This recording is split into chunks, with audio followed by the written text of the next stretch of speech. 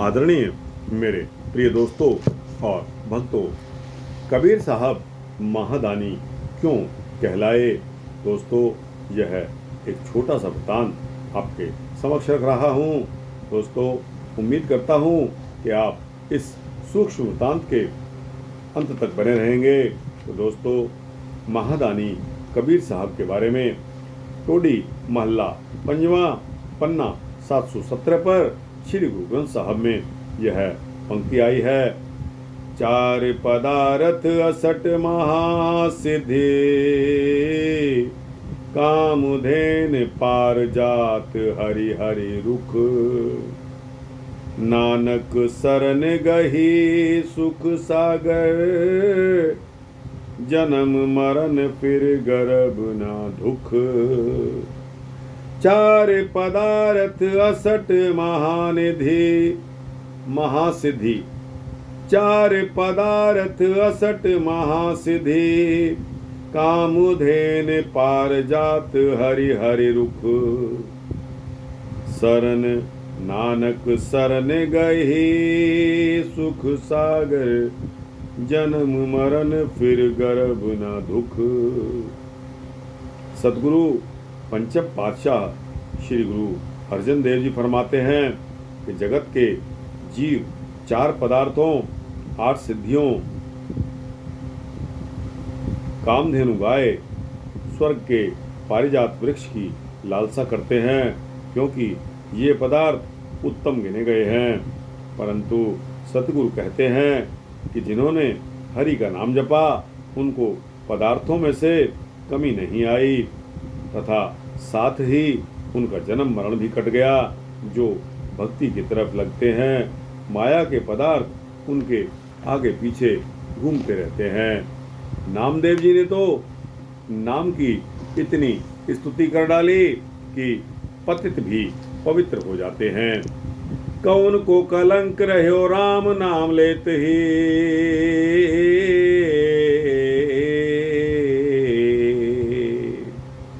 कौन को कलंक रहो राम नाम लेते ही। पतित पवित्र भय राम कहते ही। राम कहते ही पतित थे, वो पवित्र हो गए। इस प्रकार राम नाम जपने वालों का ऐसा ही यश होता है। भक्त कबीर जी का यश भी सारी की सारी काशी में फैलने लगा। यहाँ तक कि अनेकों जरूरतमंद पुरुष भी उनके पास जाते थे, कुछ न कुछ प्राप्त करके आते थे।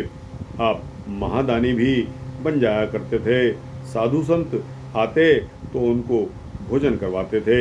कभी कभी मन की मौज आती तो साधुओं को वस्त्र भी दान कर देते थे।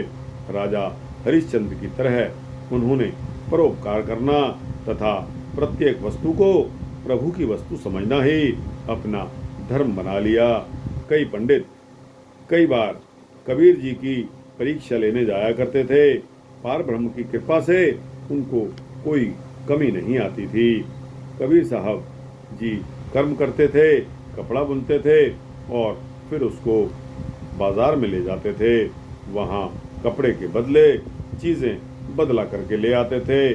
एक बार कपड़ा लेकर बाजार गए, उस समय शायद परमात्मा ने अपने भक्त की परीक्षा लेनी थी।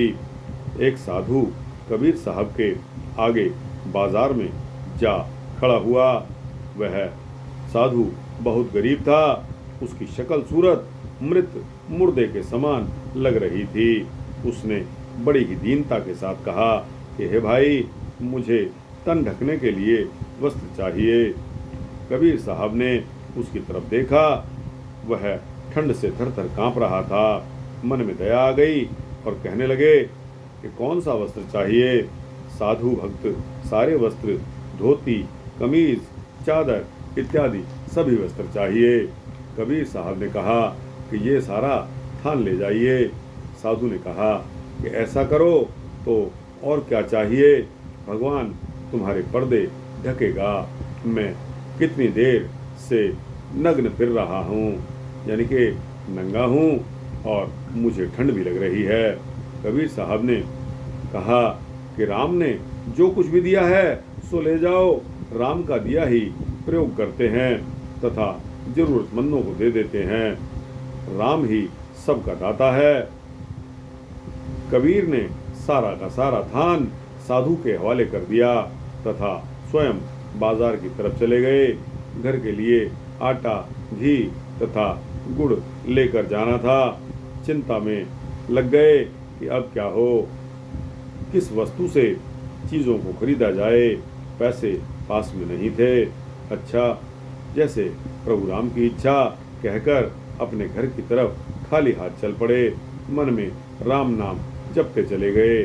कबीर साहब जी जब घर पहुंचे तो उनकी माता ने कहा कि हे पुत्र, तुमने कपड़ा तो थोड़ा सा बुना था, परंतु चीज़ें बहुत लेकर भेज दी। आटा, गुड़, घी तो 2 महीने तक खत्म नहीं होगा। कितना मुनाफा कमा लिया आपने। अपनी माँ के मुंह से यह सुनकर कबीर साहब हैरान हो गए। वह समझे कि उन्हें घर जाने में देर हो गई है, इसलिए माँ शायद गुस्सा कर रही है। अन्य कोई बात नहीं। वह बिना कुछ बोले चुपचाप ही अंदर चले गए तो घर में सचमुच ही आटा, घी, गुड़ देखकर हैरान हो गए। उस समय उनको सुदामा तथा श्री कृष्ण की साखी याद आ गई। राजा बलि तथा गरीब ब्राह्मण बावन की कथा का ख्याल करते हुए मन ही मन प्रसन्न हो गए कि हे राम, अपनी लीलाओं की को आप स्वयं ही जानते हो, कहकर राम का यश गायन में लग गए।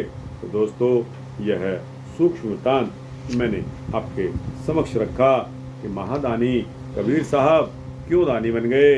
क्योंकि उन्होंने अपने हाथ से बनाया हुआ कपड़ा जब बाजार में ले गए तो वह थान का थान उस प्रभु पिता परमेश्वर की जब परीक्षा हुई तो एक बहुत ही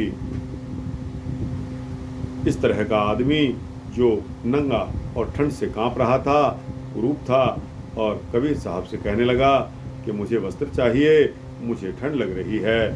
कबीर साहब ने जब उससे पूछा तो उसने कहा कि मुझे सारे ही वस्त्र चाहिए। तब कबीर साहब ने उसको सारा का सारा अपना थान दे दिया। तो दोस्तों, इसलिए कबीर साहब अपने घर की दाल, आटे, तेल, नमक की सारी ज़रूरतों को भूलकर वो थान मुफ्त में उसको देकर और घर की तरफ चलने लगे। दोस्तों, चीज़ें तो क्या खरीदनी थी जब पास में फूटी कौड़ी भी नहीं, तो अब खरीदने से क्या होगा और कौन देगा, यह सोचते हुए राम नाम का जाप करते हुए घर की तरफ चल दिए। दोस्तों, लेकिन यह तो उस ऊपर वाले का एक करिश्मा था, उसकी परीक्षा थी। कबीर साहब उसमें पास हो गए। दोस्तों, हम और आप क्या पास हो सकते हैं? नहीं हो सकते। दोस्तों, मैं अभी से आपको यह चैलेंज कर रहा हूँ कि अगर पास होना है तो आपको कोई भी लोभ, लालच, आपके मन में काम, क्रोध, लोभ, मोह, अहंकार, ये सभी आपको छोड़ने होंगे, तभी आपको मोक्ष मिलेगा। तो दोस्तों, यह एक टेस्ट मैं आपके लिए छोड़ रहा हूँ। आप अपने आप में झांक कर देखिए कि आप कितने खरे उतरते हैं। दोस्तों, इन्हीं शब्दों के साथ मैं यह वृतांत समाप्त करने की इजाज़त चाहता हूँ। जय सतगुरु कबीर साहब। जय सतगुरु कबीर साहब।